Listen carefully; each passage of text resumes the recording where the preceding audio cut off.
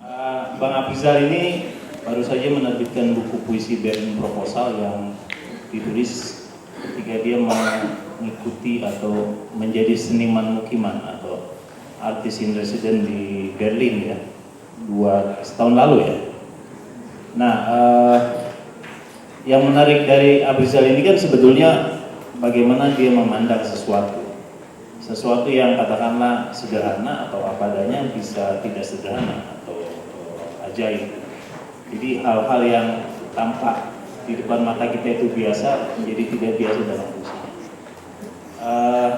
Tetapi dalam konteks tulisan Tulang Bawang Barat ini, dia lebih banyak masuk ke dalam segi-segi sejarah dan mitologi Tulang Bawang Barat. Tentu saja acuannya banyak sekali, bukan hanya sejarah Sumatera versi William Marsden, juga sejumlah buku yang dan Google ya Bang ya. Afrizal cerita sedikit kenapa lebih tertarik membongkar segi-segi mitologi dan historis ketimbang Tubaba hari ini. Silakan Bang. Ya, selamat malam. Ketika kita ada di sini, ada banyak hal di lantai ini, ada alat-alat seperti ini. Sebenarnya ketika saya berjalan dari sini ke sini, itu tidak berarti tidak terjadi sesuatu. Ada kegelisahan, ada konflik. Kenapa saya memilih ada di sini? Kenapa saya tidak ke sini? Belum lagi kalau saya ke alat-alat ini, siapa yang akan menuntun saya? Apakah saya menuju ke sana atau menuju ke sana atau menuju ke sini? Tidak ada yang menuntun saya. Tapi apa betul tidak ada yang menuntun saya? Pasti ada yang menuntun gitu ya. Nah, yang menuntun itu bisa kenangan, bisa memori, bisa sesuatu yang mungkin paling dekat. Jadi kadang-kadang saya heran dengan anggapan bahwa saya dianggap karya-karya saya banyak menggunakan hal biasa, kemudian menjadi tidak biasa. Sebenarnya peristiwanya lebih seperti itu. Dan untuk saya, Tubaba menjadi sangat menarik karena justru saya tidak tahu apa-apa tentang Tubaba. Dan ketika saya mulai masuk ke Tubaba, saya sengaja tidak ingin tahu apa-apa tentang Tubaba, sehingga saya masuk ke semacam satu wilayah yang tidak ada struktur, tidak ada nama, tidak ada direksi, tidak ada orientasi. Untuk saya itu sangat menggoda, untuk saya itu sesuatu yang danger yang dilakukan oleh seorang penulis, di mana dia berhadapan dengan semua medan yang dia sendiri tidak punya tuntunan apa-apa. Kira-kira seperti itu kebiasaan saya menghadapi sebuah medan ketika menulis. Dan ketika mulai ada sejarah, kenapa ada mitologi, kalau saya ada di acara-acara di luar, sering muncul pertanyaan-pertanyaan di sekitar asal-usul, kepercayaan kepada leluhur. Padahal saya anti asal-usul gitu, saya anti leluhur. Saya ingin paling dekat dengan apa yang bisa saya jangkau. Nah, yang sekarang yang paling dekat dengan apa yang bisa saya jangkau adalah kematian, karena saya semakin tua. Untuk saya ini tema hidup saya yang sekarang ini, yang paling dekat adalah kematian. Pertanyaan-pertanyaan di luar soal asal-usul, soal itu memang menggoda saya ya. Ada satu wacana yang kita jarang memperhatikan, yaitu bahwa apa yang kita sebut dengan keberagaman di Indonesia, tentang modernisme, tentang Indonesia berhadapan, bertemu, bergumul dengan agama-agama besar, dengan kebudayaan-kebudayaan besar. Sebenarnya semuanya itu terjadi di halaman belakang. Modernisasi yang kita lakukan itu di halaman belakang, bukan di halaman depan. Artinya dia jauh dari sumbernya, dia jauh dari pusatnya gitu. Dan ini berpengaruh kepada pada cara kita melihat asal-usul ya. Saya lebih suka melihat asal-usul menjadi semacam sejauh mana mata rantai yang bisa kita identifikasi untuk melihat asal-usul kita. Mata rantai ini kan agak sulit gitu ya. Kalau misalnya saya mencari mata rantai keluarga saya, dia hampir selalu putus di Islam gitu. Saya nggak bisa tembus keluar Islam, selalu dihambat oleh pewacanaan yang dilakukan Islam. Kira-kira seperti itu ya, kenapa saya menggunakan masuk ke ruang sejarah, masuk ke ruang mitologi, adalah bagaimana saya bisa masuk kepada patahan-patahan mata rantai asal-usul itu dengan imajinasi ya, tidak dengan provokasi dari sejarah yang dikonstruksi oleh apa yang kita kenal secara umum. Oke, Bang, dalam proyek penulisan ini kan Anda tidak hanya menulis ya, tapi membuat video.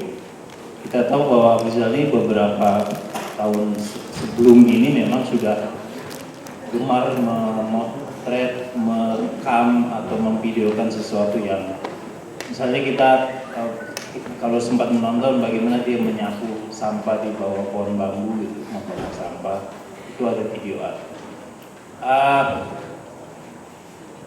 Mana yang lebih menantang hari ini ya, membuat video atau menulis puisi dengan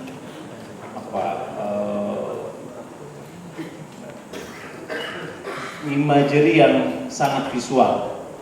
Ya, saya sebenarnya menggunakan kamera lebih sebagai catatan. Saya tidak punya motivasi untuk membuat karya dari catatan-catatan visual itu.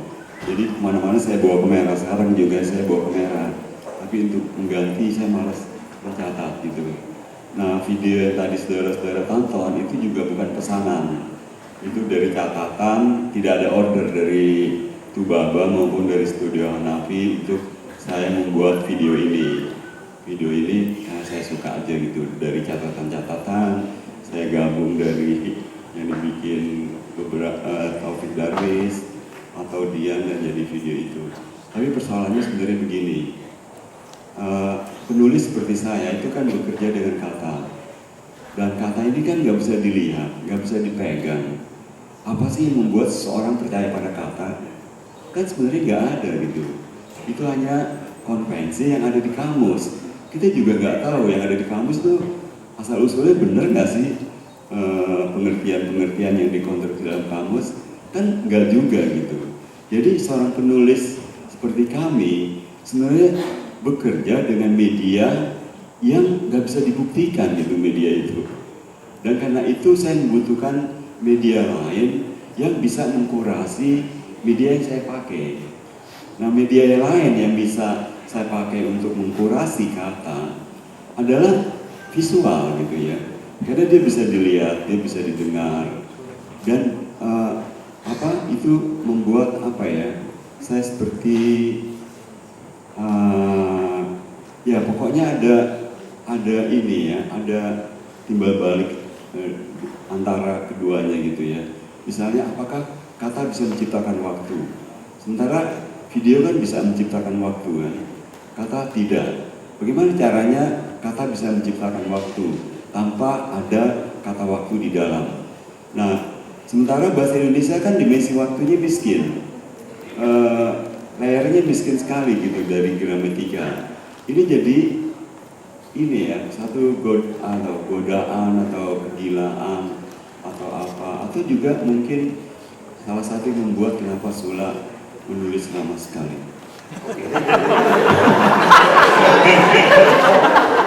Bang, bisa nggak dibacakan puisi yang Anda tulis untuk Tubaba? Jangan banyak-banyak, yang banyak, kita masih ada Michelle, Yusi, Dea, Langgeng, dan Eza. Ya, 1-2 baris boleh lah.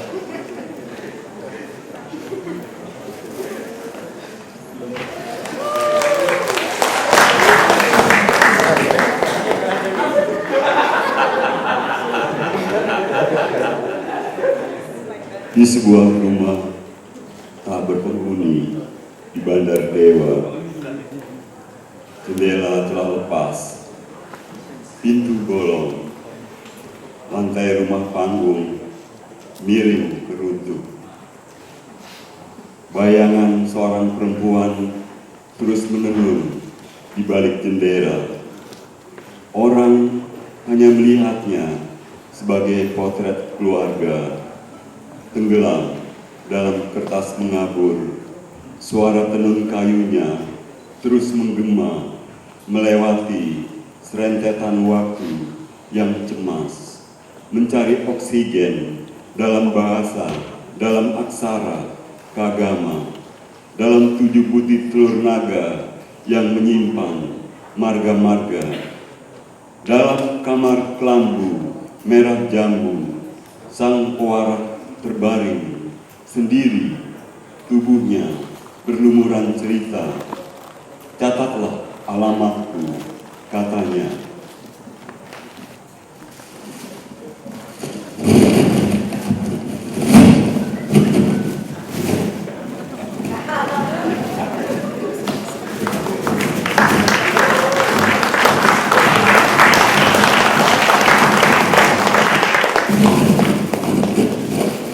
Aku tinggal dalam basa lampu